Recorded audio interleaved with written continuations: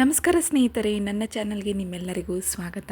ಇವತ್ತಿನ ವಿಡಿಯೋದಲ್ಲಿ ಮಸಾಲೆ ಪಡ್ಡು ಯಾವ ರೀತಿ ಮಾಡೋದು ಅಂತ ತೋರಿಸ್ಕೊಡ್ತಾ ಇದ್ದೀನಿ. ಕರೆಕ್ಟಾಗಿ ಪರ್ಫೆಕ್ಟಾಗಿ ಮಸಾಲೆ ಪಡ್ಡು ಬರಬೇಕು ಅಂತಂದರೆ ಇದಕ್ಕೆ ನಾವು ಫಸ್ಟು ಹಿಟ್ಟನ್ನು ಕರೆಕ್ಟಾಗಿ ಮಾಡ್ಕೋಬೇಕಾಗುತ್ತೆ. ಹಿಟ್ಟು ಕರೆಕ್ಟಾಗಿ ಮಾಡ್ಕೋಬೇಕಂದ್ರೆ ಅಳತೆ ಪ್ರಕಾರ ಮಾಡಬೇಕಾಗುತ್ತೆ. ನಾನಿಲ್ಲಿ ಒಂದು ಬೌಲ್ ತೊಗೊಂಡಿದ್ದೀನಲ್ವ, ಅದೇ ಬೌಲಿಂದ ನಾನು ಕರೆಕ್ಟಾಗಿ 3 ಬೌಲ್ ಆಗುವಷ್ಟು ಅಕ್ಕಿನ ತೊಗೊಂಡಿದ್ದೀನಿ. ಅದೇ ಬೌಲಿಂದನೇ ನಾನು ಕರೆಕ್ಟಾಗಿ ಉದ್ದಿನಬೇಳೆನ ತೊಗೊಂಡಿದ್ದೀನಿ. ಹಾಗೆ ಅರ್ಧ ಕಪ್ ಆಗುವಷ್ಟು ನಾನಿಲ್ಲಿ ಅವಲಕ್ಕಿನ ತೊಗೊಂಡಿದ್ದೀನಿ. ಈಗ ಇವೆಲ್ಲವನ್ನು ಹಾಕಿದ ಮೇಲೆ ನಾನಿಲ್ಲಿ 1 ಟೇಬಲ್ ಸ್ಪೂನ್ ಆಗುವಷ್ಟು ನಾನಿಲ್ಲಿ ಮೆಂತ್ಯ ಕಾಳನ್ನು ಹಾಕ್ಕೊತಾ ಇದ್ದೀನಿ. ಈಗ ಇದನ್ನು ಒಂದು ಸತಿ ನೀಟಾಗಿ ವಾಶ್ ಮಾಡ್ಕೊಳ್ಳಿ. ಇದರಲ್ಲಿ ನಾನು ರೇಷನ್ ಅಕ್ಕಿನ ತೊಗೊಂಡಿದ್ದೀನಿ. ನೀವೇನಾದರೂ ರೇಷನ್ ಅಕ್ಕಿನ ಬಳಸ್ತಾ ಇದ್ದರೆ ಒಂದು 2-3 ಸತಿ ನೀಟಾಗಿ ಅದನ್ನು ಜಾಡಿಸ್ಕೊಂಬಿಡಿ, ಕ್ಲೀನ್ ಮಾಡ್ಕೊಂಬಿಟ್ಟು ಆಮೇಲೆ ಒಂದು 2-3 ಸತಿ ನೀಟಾಗಿ ನೀರಲ್ಲಿ ತೊಳ್ಕೊಬೇಕಾಗುತ್ತೆ. ಯಾಕಂದರೆ ಅದರಲ್ಲಿ ಏನಾದರೂ ಭತ್ತ ಆಗಿರ್ಬೋದು, ಹುಳಗಳಾಗಿರ್ಬೋದು ಇರುತ್ತೆ. ಹಾಗಾಗಿ ನೀವು ಅದನ್ನು ನೀಟಾಗಿ ಮಾಡ್ಕೊಳ್ಳಿ. ಹಾಗೆ ನಾನು 8 ತಾಸು ಇದನ್ನು ನೆನೆ ಹಾಕೋಕ್ಕೆ ಬಿಟ್ಟಿದ್ದೀನಿ. ಬೆಳಿಗ್ಗೆ ಹಾಕಿದರೆ ಸಾಯಂಕಾಲ ತನಕ ನೆನೆದು ಬಿಡುತ್ತೆ. ಈಗ ನೋಡಿ ಮಿಕ್ಸಿ ಜಾರಿಗೆ ಹಾಕ್ಕೊತಾ ಇದ್ದೀನಿ. ಇಷ್ಟೇ ನೋಡಿ ಸ್ನೇಹಿತರೆ, ತುಂಬ ಸುಲಭವಾಗಿ ಮಾಡ್ಕೋಬೋದು. ಇದರಲ್ಲಿ ನಾನು ಯಾವುದೇ ರೀತಿಯಾದಂಥ ಎಕ್ಸ್ಟ್ರಾ ಏನು ಕೂಡ ಆ್ಯಡ್ ಮಾಡಿಲ್ಲ. ಈಗ ಕೈಯಿಂದ ಒಂದು ಸತಿ ನೀಟಾಗಿ ನೀವು ಒಂದು 2-3 ಸತಿ ಕೈಯಿಂದನೇ ತಿರುಗಿಸೋದ್ರಿಂದ ಏನಾಗುತ್ತೆ ಅಂದರೆ ಕರೆಕ್ಟಾಗಿ ಕಲ್ತ್ಕೊಂಡ್ಬಿಡುತ್ತೆ. ಈಗ ನೆಕ್ಸ್ಟ್ ನಾನು ಇಲ್ಲಿ ನೋಡಿ ರಾತ್ರಿ ಟೈಮ್ನಲ್ಲಿ ಮಾಡ್ಕೊಳೋದ್ರಿಂದ ಮೆಣಸಿನ್ಕಾಯಿನ ಹಾಕ್ಕೊತಾ ಇದ್ದೀನಿ. ಈ ಚಳಿಗೆ ನಾವೇನಾದರೂ ಈ ರೀತಿ ಮೆಣಸಿನ್ಕಾಯಿ ಹಾಕೋದ್ರಿಂದ ಚೆನ್ನಾಗಿ ಉಬ್ಬಿ ಬರುತ್ತೆ. ಹಾಗಾಗಿ ನಾನಿಲ್ಲಿ ಮೆಣಸಿನ್ಕಾಯಿನ ಹಾಕ್ಕೊಂಡಿದ್ದೀನಿ. ನಿಮ್ಮ ಕಡೆ ಏನಾದರೂ ಚಳಿ ಭಾಳ ಇದ್ದರೆ ರಾತ್ರಿ ಮಲಗೋ ಟೈಮ್ನಲ್ಲಿ ಸ್ವಲ್ಪ 1 ಚಿಟಿಕೆ ಸೋಡಾ ಹಾಕಿ ಇಡೋದ್ರಿಂದ ಚೆನ್ನಾಗಿ ಉಬ್ಬಿ ಬರುತ್ತೆ.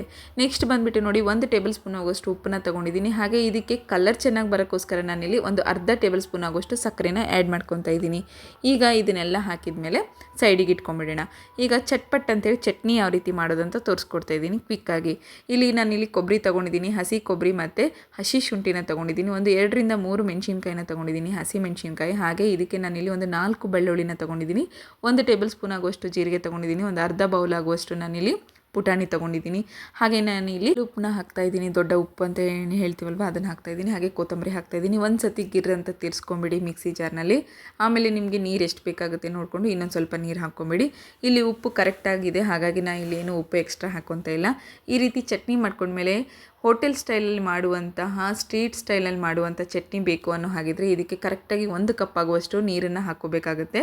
ಹಾಗಿದ್ದಾಗ ಏನಾಗುತ್ತೆ, ಇದು ತೆಳುವಾಗುತ್ತೆ, ನೀರು ಚಟ್ನಿ ಥರ ಆಗುತ್ತೆ. ಟೇಸ್ಟ್ ಮಾತ್ರ ಸಖತ್ತಾಗಿರುತ್ತೆ.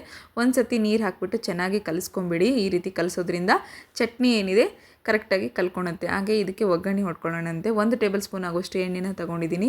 ಎಣ್ಣೆ ಸ್ವಲ್ಪ ಕಾಯಬೇಕು. ಕಾದ ನಂತರ ಇದಕ್ಕೆ ನಾನಿಲ್ಲಿ ಸಾಸಿವೆನ ಹಾಕ್ಕೊತಾ ಇದ್ದೀನಿ. 1 ಟೇಬಲ್ ಸ್ಪೂನ್ ಆಗೋಷ್ಟು ಸಾಸಿವೆ, ಹಾಗೆ ಒಂದು ಕಡಲೆಬೇಳೆನ ಹಾಕ್ಕೊತಾ ಇದ್ದೀನಿ. 1 ಟೇಬಲ್ ಸ್ಪೂನ್ ಆಗೋಷ್ಟು ಕಡಲೆಬೇಳೆ, ಹಾಗೆ 1 ಟೇಬಲ್ ಸ್ಪೂನ್ ಆಗೋಷ್ಟು ನಾನಿಲ್ಲಿ ಉದ್ದಿನಬೇಳೆನ ತೊಗೊಂಡಿದ್ದೀನಿ.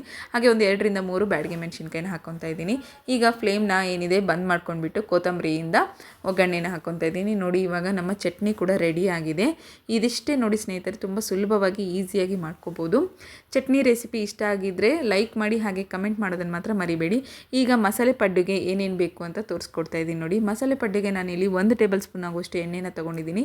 ಸಾಸಿವೆ ಹಾಕ್ಕೊಂಡಿದ್ದೀನಿ. ಸಾಸಿವೆ ಚೇಂಜ್ ಆಗಿ ಚಟ್ಪಟ್ ಅಂದಮೇಲೆ ನಾವಿಲ್ಲಿ ಕಡಲೆಬೇಳೆನ ಹಾಕ್ಕೋಬೇಕಾಗುತ್ತೆ. ಕಡಲೆಬೇಳೆನ ಹಾಕ್ಕೊಂಡು ಕೂಡ ಅಷ್ಟೇ, ಕಡಲೆಬೇಳೆ ಕೂಡ ಸ್ವಲ್ಪ ಕಲರ್ ಚೇಂಜ್ ಆದ ತಕ್ಷಣ 1 ಬೌಲ್ ಆಗುವಷ್ಟು ಈರುಳ್ಳಿನ ಹಾಕ್ಕೊಂಡಿದ್ದೀನಿ. ಈರುಳ್ಳಿ ಕಲರ್ ಕೂಡ ಅಷ್ಟೇ ಚೇಂಜ್ ಆಗಬೇಕು.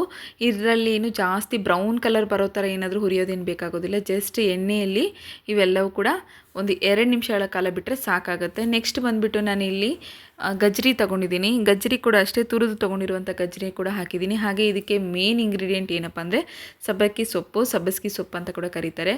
ಇದನ್ನು ಹಾಕಬೇಕು. ಇದನ್ನು ಹಾಕಿದರೆ ಸಾಕು, ಸಖತ್ತಾಗಿರುತ್ತೆ. ಮಸಾಲ ಪಡ್ಡು ಟೇಸ್ಟ್ ಮಾತ್ರ ಸೂಪರಾಗಿರುತ್ತೆ.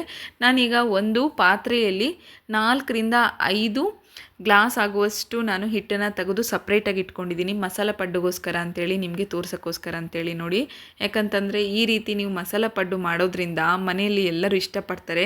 ಒಂದೇ ಥರ ಇಡ್ಲಿ, ದೋಸೆ ಅಥವಾ ಈ ಪಡ್ಡು ನಾರ್ಮಲ್ ಪಡ್ಡು ಮಾಡ್ಕೊಂಡು ತಿನ್ನೋದೆಲ್ಲ ಇಷ್ಟ ಇಲ್ಲ ಅನ್ನೋರು ಆಗಿದ್ದರೆ ಈ ರೀತಿ ಮಸಾಲೆ ಪಡ್ಡುನ ಒಂದು ಸತಿ ಟ್ರೈ ಮಾಡಿ.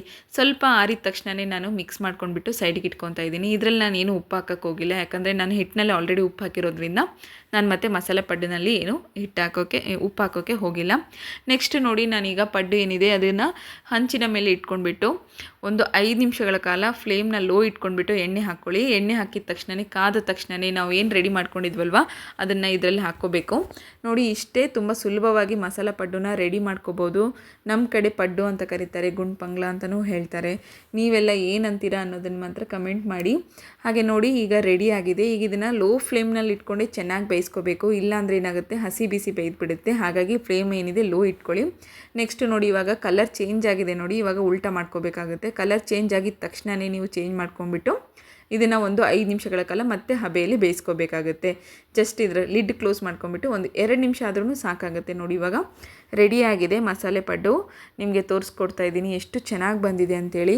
ಮಕ್ಕಳ ಲಂಚ್ ಬಾಕ್ಸಿಗಾಗಿರ್ಬೋದು, ಟಿಫನ್ಗಾಗಿರ್ಬೋದು, ಒಂದೇ ಥರ ತಿನ್ನೋಕ್ಕೆ ಬೇಜಾರಾಗಿದ್ದರೆ ಈ ರೀತಿ ಮಾಡಿ ಕೊಡಿ. ಮನೆ ಮಂದಿ ಎಲ್ಲರೂ ಇಷ್ಟಪಟ್ಟು ತಿಂತಾರೆ.